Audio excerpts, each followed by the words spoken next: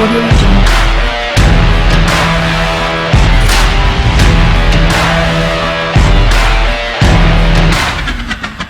Hi, I'm just Ajay Karthik and நான் வந்து time waste பண்ண விரும்பல. ஸோ நீங்கள் நம்ம பார்க்க போகிற டாபிக் வந்து என்ரான் ஆஃப் யூஎஸ்ஏ பார்ட் 2. அவங்க கலிஃபோர்னியாவில் என்ன பண்ணாங்க அப்படின்ற ஒரு ஆர்வம் உங்களுக்கு வந்திருக்கலாம். என்னோட லாஸ்ட் வீடியோ ஒரு நல்ல ரிவ்யூ கிடச்சிருக்கு. So thank you for your views Avengers. So இன்றைக்கி நம்ம பார்க்க போகிறது என்ரானில் வந்து எப்படி அந்த பூமில் எப்படி ஆரம்பிச்சது, ட்ராப் அண்ட் கிராக்ஸில் எப்படி ஆரம்பிச்சுன்னு பார்க்க போகலாம். So travel to topic. First பார்த்தோம் அப்படின்னா .com பூம். இந்த .com பூம் அப்படின்றப்ப அவங்க வந்து ஒரு அட்வர்டைஸ்மெண்ட் விட்டாங்க, ஆஸ்க் ஒய் அப்படின்னு சொல்லிட்டு ஒரு அட்வர்டைஸ்மெண்ட் விட்டாங்க. ஸோ அந்த அட்வர்டைஸ்மெண்ட் வந்து மக்கள் மத்தியில் ரொம்ப பிரபலமாச்சு. அது மட்டும் இல்லாமல் கிட்டத்தட்ட ரெண்டு வருஷத்துல 3 அதாவது ஷேர் வந்து ட்ரிபிள் ஆச்சு. அந்த ட்ரிபிளான வேல்யூ வச்சு அவங்க வந்து அட்வர்டைஸ் பண்ண ஆரம்பிச்சாங்க. ஸோ நாங்கள் வந்து எங்கள் ஷேர் ஹோல்டர்ஸ்க்கு வந்து நாங்கள் வந்து எப்பவுமே ப்ராஃபிட் தான் தரோம், நாங்கள் வந்து லாஸ் தரதே இல்லை அப்படின்னு சொல்லிட்டு this is one of the strategies used by Harshad Mehta during the scam 1992.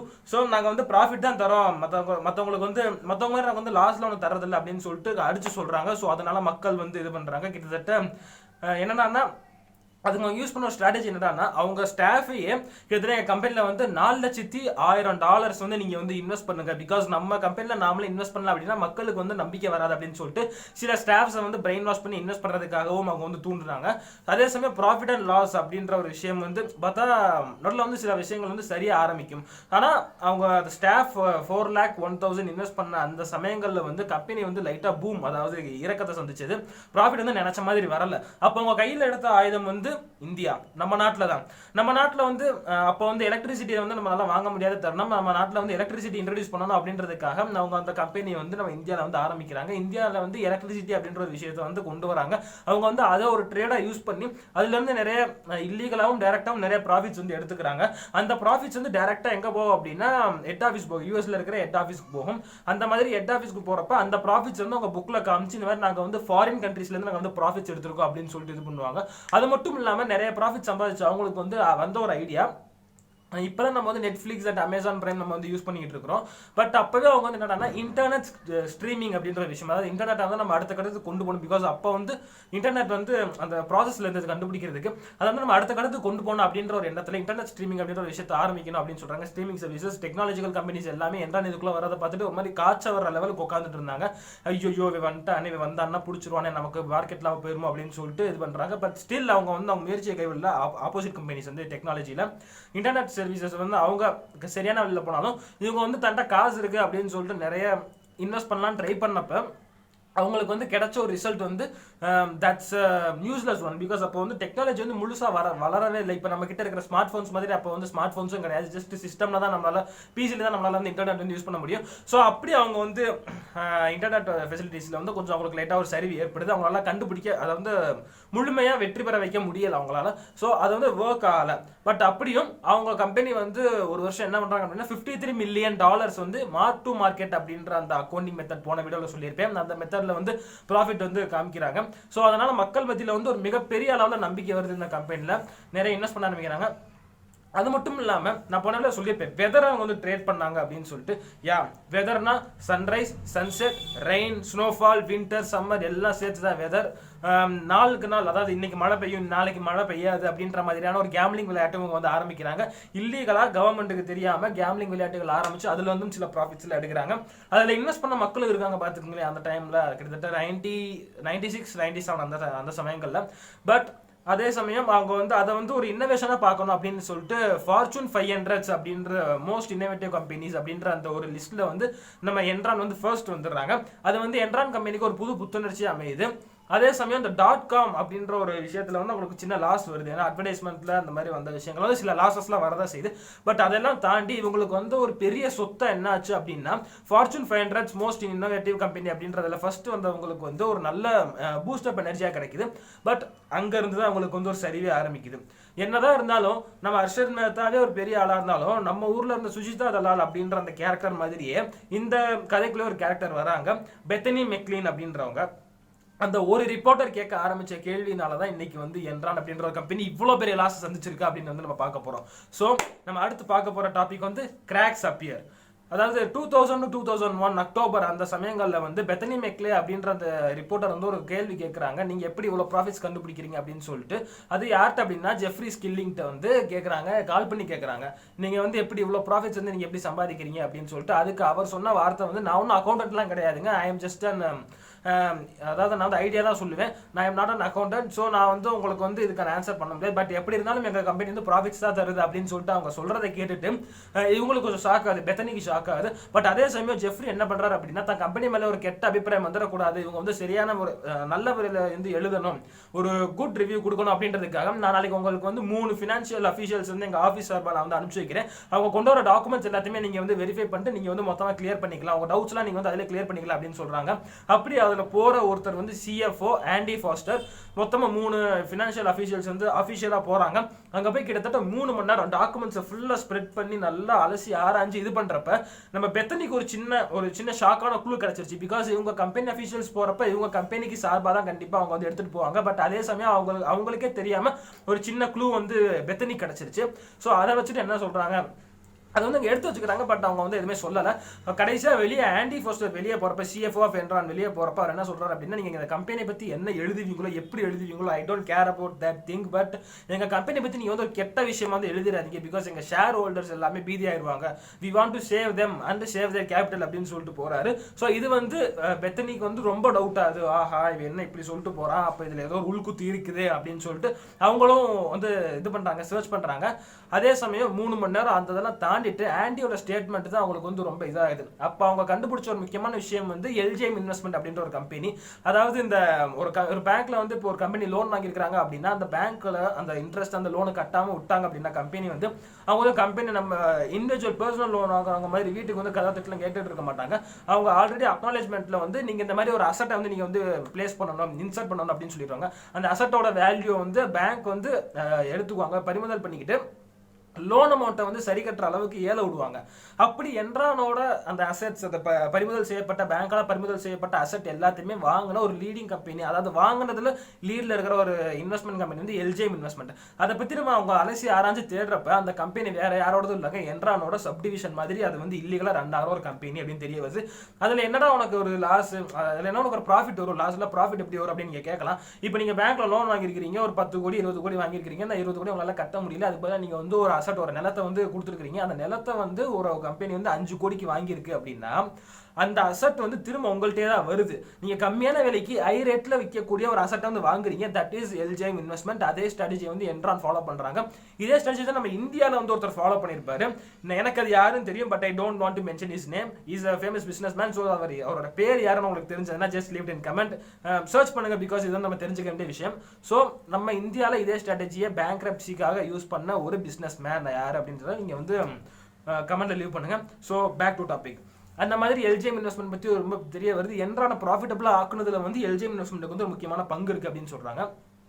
கிட்டத்தட்ட ஆண்டி ஃபாஸ்டர் அவர் என்ன பண்றாரு அப்படின்னா கிட்டத்தட்ட 26 பேங்கர்ஸ் வந்து இதுக்காக இது பண்றாரு. எல்ஜிஎம் அண்ட் என்ரானோட அந்த ஸ்கேம்காக 26 பேங்கர்ஸ் வந்து ஒத்துக்க வைக்கிறாரு. நீ இந்த மாதிரி கம்பெனியில் இன்வெஸ்ட் பண்ணுங்கன்னு சொல்ல வைக்கிறாரு. அதே சமயம் அதுல அவருக்கு வந்து ப்ராஃபிட் என்ன அப்படின்னு பார்த்தோம்னா $45 மில்லியன், 45 மில்லியன் டாலர்ஸ், கிட்டத்தட்ட 45 லட்சம் டாலர்ஸ் வந்து அவங்க வந்து 45 லட்சம், ஆமா 45 lakhs டாலர்ஸ் அதை வந்து அவங்க எடுத்துக்கிறாங்க. ஐ டோன்ட் திங்க் அதுக்கு 45 மில்லியன்னா எவ்வளோ நேரம் கமெண்ட் பண்ணுங்க. I am confusing. So aunty வந்து அதே சமயம் ஆண்டி தப்பிச்சிடுறாரு. பட் அந்த பேங்கர்ஸ்ல சில பேர் வந்து ஜெயிலுக்கு போறாங்க. ஸோ இதுதாங்க அந்த என்ரான்ல ஆரம்பிச்ச முதல் கிராக். அதே சமயம் அவங்களுக்கு வந்து ஒரு புது தங்க சுரங்கம் தேவைப்பட்டது தன்னோட கம்பெனி வந்து ப்ராஃபிட்டபிளா காமிக்கிறதுக்கு. ஸோ அப்போ கெனத்லே அப்படின்றவரோட கண்ணில் பட்ட ஒரு கம்பெனி வந்து கலிஃபோர்னியா, கம்பெனியில் இடம் வந்து கலிஃபோர்னியா.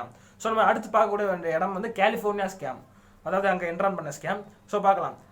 ஸ்கில்லிங் ஒரு நல்ல ரிஸ்க் டேக்கிங் சிஓவாக இருந்தவர். நம்ம அவரை பற்றி நம்ம போன வீடியோவில் பார்த்துருக்கலாம். ரொம்ப பயங்கரமான ரிஸ்க் டேக்கர், அந்த டர்ட் பைக்கிங்லாம் இன்ட்ரெஸ்ட் உள்ள ஒரு ஆள். அவருக்கு வந்து திடீர்னு என்னாச்சு அப்படின்னா ரெஸ்ட் இல்லாமல் கம்பெனிக்கு உழைக்கணும்னு சொல்லிட்டு ரெஸ்ட்டை எடுக்காமல், ஷேவ் பண்ணாமல், ரெஸ்ட் எடுக்காமல் அந்த ப்ரெஷரில் கிட்டத்தட்ட ஒரு இன்வெஸ்டரை ஃபோனில் வந்து ஓல் அப்படின்னு திட்டின வரைக்கும் அவர் மேலே வந்து ஒரு நல்ல அபிப்பிராயம் வச்சுருந்தவங்க. ஏஓல்னால் இங்கிலீஷில் வந்து that's an abusing word, cursing word அது வந்து. ஸோ அந்த மாதிரி வேர்ட்ஸில் யூஸ் பண்ணுறப்ப அவர் வந்து நீங்கள் ஒரு நாள் ரெஸ்ட் எடுறா சாமி அப்படின்னு சொல்லிட்டு லைட்டாக தள்ளி வச்சிடறாங்க கிணத்துலேயே அவங்க வந்து.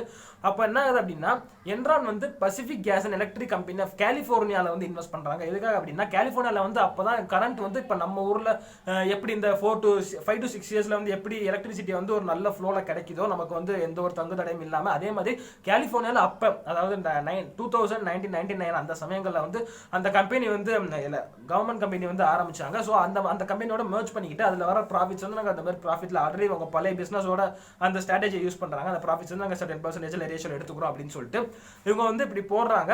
பட் அங்கே இருந்த ஒரு என்னது அப்படின்னா அவங்க வந்து டிமாண்ட் உருவாக்குனாதான் சாரி டிமாண்டை உருவாக்கினாதான் ஒரு கம்பெனிக்கு வந்து நம்மளால அந்த ப்ரைஸ் வந்து ஏற்றி விட முடியும் அப்படின்ற ஒரு எக்கனாமிக் பாயிண்ட் இருக்குது. அதனால என்ன பண்ணாங்க அப்படின்னா பக்கத்து ஸ்டேட்டுக்கு இருந்த எக்ஸசிவ் எலக்ட்ரிசிட்டியை சப்ளை பண்றாங்க. எதுக்காக அப்படின்னா நம்ம ஊர்ல வந்து இப்போ கலிஃபோர்னியால தான் இப்போ நான் இருக்கேன் அப்படின்னா எவ்வளோ எனக்கு 24 hours எலக்ட்ரிசிட்டி வந்துகிட்டே இருந்துச்சுன்னா எனக்கு கரண்ட் வேண்டிய தேவையே இல்லாமல் போயிடும். நான் வந்து எப்போ வேணாலும் நான் வந்து கரண்ட் யூஸ் பண்ணலான்ற மாதிரி ஆயிரும். பட் என்ரான் அந்த மைண்ட் செட் வந்து முறியடிக்கிறாங்க. எப்படின்னு பார்த்தோம்னா இந்த பக்கத்து ஸ்டேட்டுக்கு கரண்டை கடத்திட்டு உள்ள வந்து அடிக்கடி பவர் ஆஃப் பண்றது இந்த மாதிரியான வேலைகள் வந்து ஈடுபடுறாங்க. ஸோ என்ரான் பண்ண இந்த வேலை வந்து கிட்டத்தட்ட equal to electricity scam, government company ஏமாத்துறதுக்கு ஈக்குவலான ஒரு ஸ்கேம். அது வந்து இது வந்து நிறைய பேர் போராட்டம் பண்றாங்க, எல்லாம் பண்றாங்க. இந்த நியூலி டீரெகுலேட்டட் மார்க்கெட்ல வந்து இவங்க இப்படி பண்றது வந்து தட்ஸ் இல்லீகல்னு சொல்லிட்டு நிறைய பேர் வந்து என்ரான் கம்பெனியை முற்றுகையிடுறது, இந்த கவர்மெண்ட்டை பத்தி ஓவரா பிரிச்சு பேசுறது அப்படின்னு இருக்காங்க நிறைய பேர். பட் இந்த தைரியம் எப்படி கிணத்துலே அப்படின்ற அந்த ஆளுக்கு வந்தது அப்படின்னா அப்ப பிரசிடென்டா இருந்த வந்து George W Bush is a friend of கிணத்துலே. அதனால அவர் வந்து ஒன்னும் கண்டுக்கல, சரிப்பா நீ பாத்துக்க நான் பாத்துக்கிறேன் அப்படின்னு சொல்றாரு. ஈவன் கிணத்துலே தைரியமா ஒரு பிரஸ் ரிப்போர்ட்டர்ட்ட என்ன சொல்றாங்க அப்படின்னா கிணத்துலே அவர் என்ன சொல்றாரு அப்படின்னா நீங்க வந்து எத்தனை பேர் வேணா இங்க போராடுங்க, ஆனா என்கிட்ட ஒரு small bunch of smart people இருக்காங்க. ஒவ்வொரு பீப்புள்கிட்ட இருந்தும் இந்த சிட்டிசன் ஆஃப் கலிஃபோர்னியா ஒவ்வொருத்தர்கிட்ட இருந்தும் இருக்கிற சல்லி பைசா கூட விடாம எடுத்து என் பாக்கெட்ல போட்டுக்கிறதுக்கு எனக்கு ஆள் இருக்கு. So don't waste your time, use your electricity சஃபிஷியன்ட்லின்னு சொல்லிட்டு ரைட்டா த்ரெட்டன் பண்ற மாதிரி பேசுறாரு. அதே சமயம் அது அவர் சொன்ன மாதிரியே இருக்கிற ஒவ்வொருத்தரோட காசுல இருந்து ஒரு சல்லி பைசா கூட விடாம எடுக்கிறதுக்கான ஸ்ட்ராட்டஜி யோசிக்க ஆரம்பிக்கிறாரு. பட் அதே சமயம் அந்த கோர்ட் அதை வந்து என்ன சொல்றாங்க அப்படின்னா இது வந்து ஒரு ஃபெடரல் கவர்மெண்டோடது கேஸ் போட்டிருக்காங்க பீப்புள். இது வந்து ஒரு ஃபெடரல் கவர்மெண்டோட ரூல்ஸ். ஸோ இதை வந்து ஃபெடரல் கவர்மெண்ட் தான் இது வந்து ஹேண்டில் பண்ணணும் அப்படின்னு சொல்றாங்க. அப்போ நம்ம இந்தியன் சென்ட்ரல் கவர்மெண்ட் கீழே இருக்கிற தமிழ்நாடு கவர்மெண்ட் மாதிரி அந்த ஊர்ல ஃபெடரல் கவர்மெண்ட். ஸோ நீங்க தான் ஹேண்டில் பண்ணணும் அப்படின்னு சொல்லிடுறாங்க. பட் அதையெல்லாம் தாண்டி அந்த எலக்ட்ரிசிட்டி கமிஷனுக்குள்ள கோர்ட்டோட ஆர்டர் அதுக்கு எடுத்து வருது. எலக்ட்ரிசிட்டி கமிஷன் வந்து நீங்க வந்து இன்வெஸ்ட் பண்ணுங்க அப்படின்னு சொல்லிட்டு. ஸோ இந்த மாதிரி எனர்ஜி ரெகுலேட்டரி கமிஷன் அது வந்து அவங்க வந்து இன்வெஸ்டிகேட் பண்றப்ப இந்த ஸ்கேம்ல வெளியே வர ஆரம்பிச்சிருது. நியர்லி 30 பில்லியன் எனக்கு அதுக்கான ஆவரேஜ் தெரியல. I think it's 30 crores 300 crores I think so 30 billion அளவில் ப்ராஃபிட் பார்க்குறாங்க. என்றால் அதுக்கடுத்து அவங்க வந்து என்ன ஆகுது அப்படின்னா கலிஃபோர்னியாவில் வந்து மக்கள் மத்தியில் செல்வாக்குள்ள ஒரு ஆள் வந்து உள்ள வரணும் அப்படின்னு சொல்றாங்க. ஏன்னா என்றால் வந்து இப்போ வெளியே போயிடுச்சு. ஸோ மக்கள் மத்தியில் செல்வாக்கு இருக்கிற ஒரு நல்ல ஆளை நம்ம வந்து உள்ள கொண்டு வரணும் அப்படின்ற அந்த கோரிக்கையை நிறைவேற்றுற விதமா தி டெர்மினேட்டர் உள்ள வராரு. ஆர்னால்ட், நம்ம எல்லாரும் சின்ன வயசுல பார்த்து ரசிச்ச ஒரு சூப்பர் ரோபோட் அவர் வந்து ஆர்னால்ட் வந்து உள்ள வராரு. ஸோ இப்போ என்ரான் வந்து கலிஃபோர்னியா விட்டு வெளியே வந்துடுறாங்க. ஸோ கலிஃபோர்னியன் ஸ்கேம்க்கு அப்புறம் நம்ம பார்த்தோம் அப்படின்னா கம்பெனியே ரொம்ப வந்து டவுன் ஆக ஆரம்பிக்குது. எப்படின்னு பார்த்தோம்னா 2001 வந்து ஸ்கில்லிங் வந்து ரிசைன் பண்ணிடுறாரு. Because of his stress and டிப்ரெஷன்னால அந்த கம்பெனில வந்து நிலைமை வேலை பார்க்க முடியாதுன்னு சொல்லிட்டு செல்ஃப் ரிசைன் பண்ணிடுறாரு.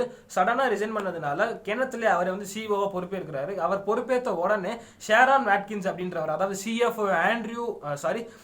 சிஎஃப்ஓ ஃபோஸ்டர், ஆண்டி ஃபோஸ்டர் கீழே வேலை பார்க்குற அவர் ஒருத்தர் வந்து கம்பெனிக்குள்ள இருக்கிற கரப்ஷன் அதை பற்றி அவர் வந்து சொல்றாரு. ஸோ இது வந்து ட்ராப் பத்தினது 4th. அப்போ வந்து அவர் சொல்றாரு. ஸோ இந்த மாதிரி அவர் வந்து சொல்றப்ப ஒரு லெட்டர் போடுறாரு. அதை வந்து கரப்ஷன் ஃப்ராட் பற்றி அவர் சொல்றப்ப என்ன பண்றதுன்னே தெரியல கிணத்துலேக்கு அவர் வந்து அப்படியே மூடி மறைச்சிரு அப்படின்னு சொல்றாரு. பட் அந்த நியூஸ் எப்படியோ SEC அதாவது stock exchange commission of USA வந்து லீக் ஆயிருது. அவங்க வந்து ஆக்ஷன் எடுக்க ஆரம்பிக்கிறாங்க. இந்த கம்பெனியில் என்ரான்ல இன்வெஸ்ட் பண்ண ஷேர் ஹோல்டர்ஸ் எல்லாருமே ரொம்ப பதட்டமாக ஆரம்பிக்கிறாங்க. யாருமே பதட்டப்பட வேணாம் அப்படின்னு சொல்லி கிணத்துலேயே சமாதானப்படுத்த முயற்சி பண்ணாலும் அமைதியாக முடியலை யாராலையுமே. அவங்க வந்து போட்ட பணம் எல்லாமே போயிடுச்சோ அப்படின்ற மாதிரியான ஒரு இதாகுது. ஒரு இது வருது, தாட்ஸ்லாம் வருது. கிட்டத்தட்ட கொஞ்சம் காசு வச்சிருந்தவங்களே இந்த ஷேர் மார்க்கெட்டை வந்து ஆண்டுகிட்டு இருந்தாங்க அந்த என்ரான்ல இன்வெஸ்ட் பண்றது மூலியமா. பட் இப்போ வந்து நிறைய பணம் வச்சிருந்தாலும் அதை வந்து ஹேண்டில் பண்ண முடியாத அளவுக்கு என்ரான்ல இன்வெஸ்ட் பண்ண எல்லாருமே ரொம்ப வந்து சங்கடத்திற்குள்ளேயே நிலைமைக்கு வந்து ஆளாகிறாங்க. கிட்டத்தட்ட ஷேர் ஹோல்டர்ஸ் எல்லாருமே நர்வஸ் ஆகிறாங்க. ஃபுல் அண்ட் ஃபுல் அதாவது இந்த பிளாக் அக்கௌண்ட்ஸ்னு மெயின்டைன் பண்ணுவாங்க. அதாவது இல்லீகல் அந்த பிளாக் மணிலாம் இது பண்றதுக்கு வந்து ஸோ அந்த பிளாக் அக்கௌண்ட் சம்மந்தப்பட்ட பேப்பர் எல்லாத்தையுமே ஸ்ட்ரெட் பண்றாங்க. அந்த ஷ்ரெட்டிங் மிஷினில் போட்டு ஸ்ட்ரெட் பண்றாங்க. But it's too late. எல்லாமே SECக்கு வந்து போயிருச்சு. SEC means stock exchange commission of USA. கிட்டத்தட்ட அக்டோபர் 2001 வந்து வால் ஸ்ட்ரீட், அதாவது நம்ம மும்பை தலால் ஸ்ட்ரீட் மாதிரி wall street, wolf of wall street படம் பார்த்தவங்களுக்கு வந்து தெரியும். வால் ஸ்ட்ரீட்டே மொத்தமாக வந்து ஃபால் ஆகுது. ஸோ அந்த ஃபால் வந்து எல்லார் மத்தியிலுமே ஒரு மிகப்பெரிய அளவில் பாதிப்பு ஏற்படுத்துது. கிட்டத்தட்ட அந்த 1 டன் பேப்பர் ஸ்ட்ரெட் பண்ணுறாங்க பிளாக் அக்கௌண்ட்ஸ் எல்லாமே. பட் அது வந்து எல்லாமே வேஸ்ட் அப்படின்னு தான் சொல்லணும். ஏன்னா எல்லா அக்கௌண்ட்ஸுமே எஸ்சிசிக்கு வந்து போயிடுச்சு. ஸோ இதுக்கப்புறம் அதை வந்து தேவையில்லாத வேலையாக வந்து அவங்க பார்த்துருக்குறாங்க. அது வந்து மக்கள் மத்தியிலும் பேசப்படுது. அதாவது இத்தனை நாள் வரைக்கும் இன்னோவேஷனாக இருந்த company, fortune 500 international company, most international கம்பெனியில் ஃபர்ஸ்ட் வந்த கம்பெனி இப்போ வந்து பேங்க்ரப்சியில் இருக்குது. அதாவது பேங்க்ல வாங்கின கடன் அடைக்க முடியல, எல்லாமே பண்ணுது. ஷேர் ஹோல்டர்ஸ் எல்லாருமே ஏமாத்திருச்சு. டோட்டலாக இது வந்து வேஸ்டான கம்பெனி ஆயிடுச்சு இப்போ அப்படின்னு சொல்கிறாங்க. ஸ்கில்லிங்கிட்ட வந்து இன்டர்வியூ பண்ணியிருக்காங்க. நீங்கள் வந்து திடீர்னு ரிசைன் பண்ணீங்க அப்படின்னு சொல்லிட்டு, that's my personal favor, நான் வந்து அப்படி தான் ரிசைன் பண்ணேன் அப்படின்னு சொல்கிறாங்க. நீங்கள் திரும்ப என்ட்ரானுக்கு போவீங்களா, இந்த நிலைமை வந்து சரிகட்ட போவீங்களா அப்படின்னாலே, நான் கம்பெனி விட்டு வெளியே வர்றப்ப கம்பெனி வந்து நல்ல நிலைமையில தான் இருந்தது. நான் வெளியே வந்ததுக்கு அப்புறம் உள்ள என்னாச்சுன்னு எனக்கு தெரியல. ஸோ இப்போ கம்பெனி வந்து திவாலில் போய்கிட்டு இருக்குது. என்னால் வந்து டெஃபினட்டாக அதுக்கான தீர்வையும் சொல்ல முடியாது. நான் கம்பெனிக்கு போக மாட்டேன், என்ட்ரானுக்கே போக மாட்டேன் அப்படின்னு சொன்னார். அவருக்குள்ள ஏதோ ஒரு பஞ்சாயத்து நடந்திருக்கு, பட் அது வந்து என்னன்னே தெரியல. So this is the last topic. நம்ம எதிர்பார்த்த டாபிக் டைம்ஸ் அப். என்ன அப்படின்னா, இந்த என்ரான் அப்படின்ற கம்பெனியோட ஷேர் வேல்யூ வந்து கிட்டத்தட்ட $32 ஒரு ஷேர் இருந்த வேல்யூ வந்து $9 சரியுது. அது எல்லா ஷேரையுமே எப்படியாவது வித்தாகணும், நம்ம கம்பெனி வந்து எப்படியாவது திரும்ப பழைய நிலைமைக்கு வரணும்னு சொல்லிட்டு கிணத்துல ஆண்டி ஃபாஸ்டர் எல்லாருமே போராடுறாங்க. பட் அது வந்து முடியவே இல்லை. எஸ்சிசியோட தலையிடலும் உள்ள வந்து இருந்துகிட்டே இருக்கும்போது பிளாக் அக்கௌண்ட்ஸ் ஏதோ இது பண்றாங்களா, இல்லீகலாக இது பண்றாங்களா அப்படின்னு சொல்லிட்டு, பட் அவங்களால எதுவுமே அவ்வளோ கண்டுபிடிக்க முடியல. பிகாஸ் அவங்க வந்து ஃபயர் சேல்ஸ் ஆரம்பிக்கிறாங்க. எல்லா எம்ப்ளாயிஸுமே வாங்குனீங்க அப்படின்னு சொல்றாங்க. ஈவன் கெனத்லெட் வந்து ஒரு சர்டன் ஷேர்ஸ் இருக்கும் அந்த கம்பெனியோட ஓனர்ஷிப், அதையுமே வந்து இன்வெஸ்ட்மெண்ட் பண்றாரு ஷேர் மார்க்கெட்ல. அதுவுமே இதாகுது. அதை வந்து பட் அதுக்குள்ள என்ன ஆகுது, அது வந்து வேஸ்ட் ஆயிருது. எதனால அப்படின்னா, கிரிமினல் இன்வெஸ்டிகேஷன் வந்துடுது. மீடியாவில் வந்து ரொம்ப பேசப்படுது இந்த கம்பெனி பற்றின ஒரு இல்லீகல் ஆக்டிவிட்டிஸ் எல்லாமே. கிளிஃப் பேக்ஸ்டர் அப்படின்றவர் வந்து கிட்டத்தட்ட இந்த கம்பெனியில் $30 மில்லியன் இன்வெஸ்ட் பண்ணியிருக்கிறாரு. அவர் வந்து யாருன்னா ஜெஃப்ரி ஸ்கில்லிங்கோட அட்வென்ச்சர் ஃப்ரெண்ட் அவர் வந்து. ஸோ இன்வெஸ்ட் பண்ண அவர் வந்து என்ன பண்ணுறாருன்னா, ஒரு தெருவில் போய்கிட்டு இருக்கிறப்ப காரில் திடீர்னு டிப்ரெஷனில் நிறுத்திட்டு ஓரமாக கார்லேயே ஷூட் பண்ணி இறந்து போயிடுறாரு. பேச்சுவார்த்தை ஏற்படுத்துது. என்னன்னா பதட்டமாகறாங்க எல்லாருமே, ஐயோ இந்த கம்பெனி இதாயிருச்சு அப்படின்னு சொல்லிட்டு இன்வெஸ்டர்ஸ் எல்லாருமே ரொம்ப பீதியாகிறாங்க.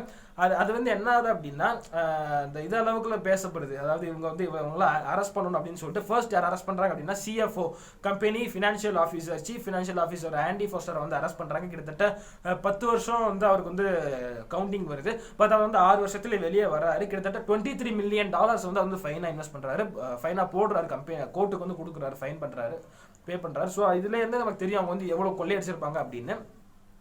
அதுக்கடுத்து அந்த ஷ்ரெட்டிங் வந்து ரொம்ப சட்டத்தை வந்து மதிக்காத ஒரு இன்ஜஸ்டிஸ் ஆக்ட் அப்படின்னு வந்து அவங்க வந்து டிக்ளேர் பண்றாங்க. ஸோ $23 மில்லியன் அந்த செட் பண்ணது வந்து ரொம்ப இன்ஜஸ்டிஸ். பட் அதோட எல்லா டீட்டெயில்ஸுமே எங்களுக்கு வந்து வந்துருச்சு அப்படின்னு சொல்றப்ப என்ட்ரானிக்கு ஒரு ஷாக் ஆகுது. ஸோ அது வந்து மொத்த கம்பெனி க்ளாப்ஸ் ஆகிறதுக்கான இதாகுது. கம்பெனிக்கு வந்து திவாலாயிடுது, சீல் வச்சிடுறாங்க, ரெப்புடேஷன் வந்து போயிடுது. 29,000 எம்ப்ளாயிஸ் வந்து வெளியே வராங்க கம்பெனியை விட்டு. கிட்டத்தட்ட மோஸ்ட் இன்னோவேட்டிவ் கம்பெனியாக இருந்தது வந்து இப்போ டோட்டல் பேங்க்ரப்சி அப்படின்ற ஒரு பேரை வாங்கிருச்சு. மக்கள் மத்தியில் மிகப்பெரிய ஒரு கெட்ட பேரை வாங்கின ஒரு கம்பெனியாக மாறிடுச்சு. கிட்டத்தட்ட கென்னத்திலே வந்து இந்த கம்பெனி மூலியமா $300 மில்லியன் ப்ராஃபிட் வாங்கியிருக்கிறாரு. கம்பெனி என்ரான்ல மட்டுமே $300 மில்லியன் வந்து ப்ராஃபிட் வாங்கியிருக்கிறாரு. இன்டைரக்டா பிளாக் மணி எவ்வளோ அவர் வந்து இருந்தது அப்படின்னு எனக்கு டீடைல்ஸ் கிடைக்கல. கிட்டத்தட்ட அவருக்கு வந்து வருது, கிட்டத்தட்ட அவருக்கு 16 கவுண்ட்ஸ் வருது. பட் அதே சமயம் அவருக்கு வந்து 45 வருஷம் ஜெயில்.